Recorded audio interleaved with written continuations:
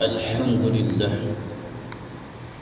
الحمد لله القائل إن الحمد لله نحمده ونستعينه ونستغفره ونتوب إليه أشهد أن لا إله إلا الله وحده لا شريك له وأشهد أن محمدا عبده ورسوله اللهم صل وسلم على نبينا محمد وعلى آله وصحبه ومن دعا بدعوته إلى يوم الدين أما بعد فيا عباد الله اتقوا الله أوصيكم ونفسي بتقوى الله وطاعته لعلكم تفلحون أعوذ بالله من الشيطان الرجيم وإن كان ذو عسرة فنظرة إلى ميسر وأن تصدقوا خير لكم إن كنتم تعلمون. Sidang jemaah muslimin yang dirahmati Allah, saya berpesan pada diri saya dan para jemaah muslimin yang dikasihi sekalian. Marilah kita bersama-sama meningkatkan ketakwaan kepada Allah Subhanahu wa taala dengan melaksanakan segala perintahnya dan meninggalkan segala larangan. Mudah-mudahan kita mendapat rahmat dan keberkatan hidup di dunia hingga ke akhirat kelak. Marilah kita sama-sama menghayati khutbah pada hari ini yang bertajuk bijak mengurus hutang. Sidang jemaah yang dirahmati Allah, negara kita masih lagi berhadapan dengan penularan wabak COVID-19. Dalam usaha membendung wabak ini, kerajaan telah mengambil langkah drastik dengan mewartakan perintah kawalan pergerakan. Kita telah mula menjalani kehidupan dengan norma yang baru dalam segala urusan harian, sama ada di rumah, di tempat kerja, di tempat-tempat awam termasuklah masjid dan surau. Sememangnya kita sentiasa diuji Allah Subhanahu wa taala. Namun tempoh hampir 5 bulan telah kita lalui, merupakan satu bentuk ujian yang besar dan berat yang tidak pernah kita bayangkan selama ini. Wabak COVID-19 bukan sahaja memberi impak negatif terhadap kesihatan, malah turut menjejaskan sumber pendapatan isi rumah. Justru kerajaan telah mengumumkan berbagai bentuk bantuan, termasuklah pemberian moratorium atau penangguhan pembayaran angsuran selama 6 bulan, bertujuan untuk meringankan beban keuangan rakyat. Langkah ini sebenarnya bertepatan dengan firman Allah Subhanahu wa taala dalam surah Al-Baqarah ayat 280 yang bermaksud, dan jika orang yang berhutang itu sedang mengalami kesempitan hidup, maka berilah tempoh sehingga dia lapang hidupnya, dan sebaliknya bahawa kamu sedekahkan hutang itu kepadanya adalah lebih baik untuk kamu kalau kamu mengetahui, yakni pahalanya yang besar yang kamu akan dapati kelak. Sidang jemaah yang dirahmati sekalian, tempoh penangguhan bayaran angsuran pinjaman akan berakhir kira-kira 2 bulan lagi.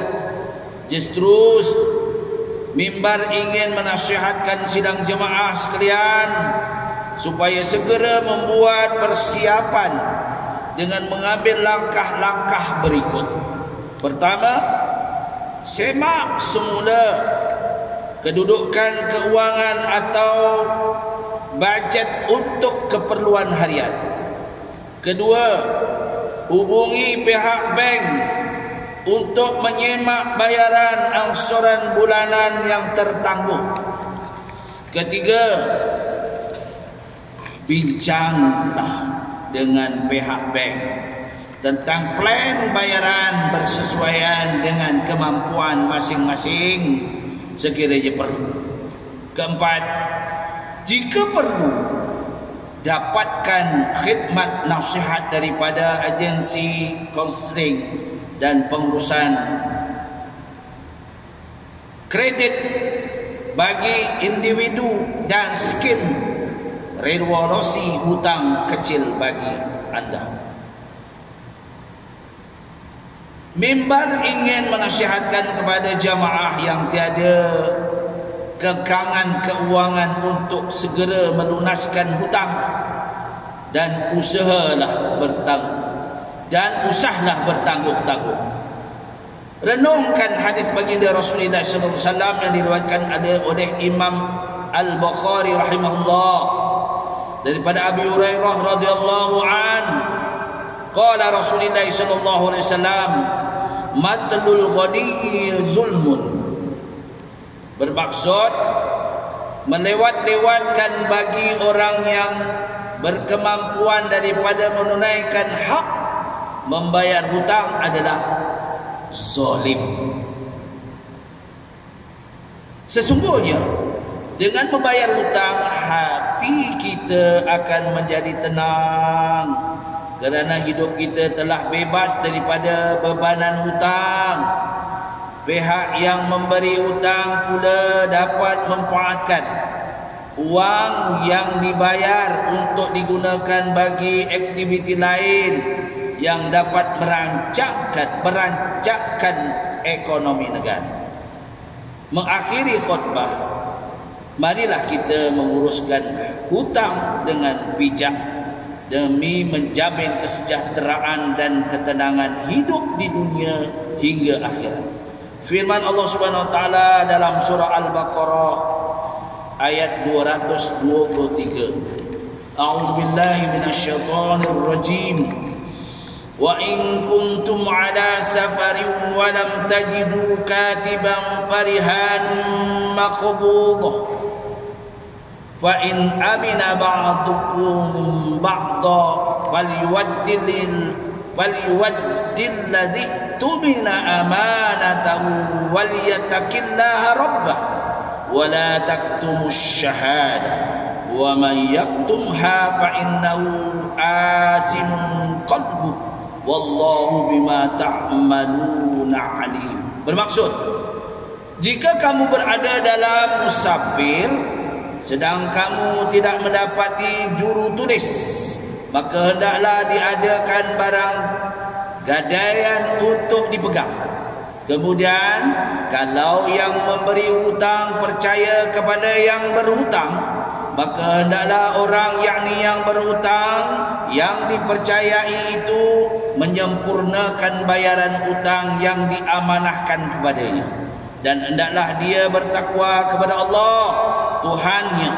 Dan janganlah kamu, wahai orang-orang yang menjadi saksi, menyembunyikan perkara yang dipersaksikan itu. Dan sesiapa yang menyembunyikannya, maka sesungguhnya dia adalah orang yang berdosa hatinya. Dan yakni ingatlah, Allah sentiasa mengetahui akan apa yang kamu kerjakan. Barakallahu li wa lakum bil Qur'anil azim wa nafa'ani wa iyyakum bima fihi minal ayati waz zikril hakim wa taqabbala minni wa minkum tilawatahu innahu huwas samiul alim. Aqulu qawli hadza wa astaghfirullah al-azim li wa lakum wa li sa'iril muslimin wal muslimat wal mu'minin wal mu'minat al-ahya' minhum wal amwat wastaghfiruhu innahu wal ghafurur rahim.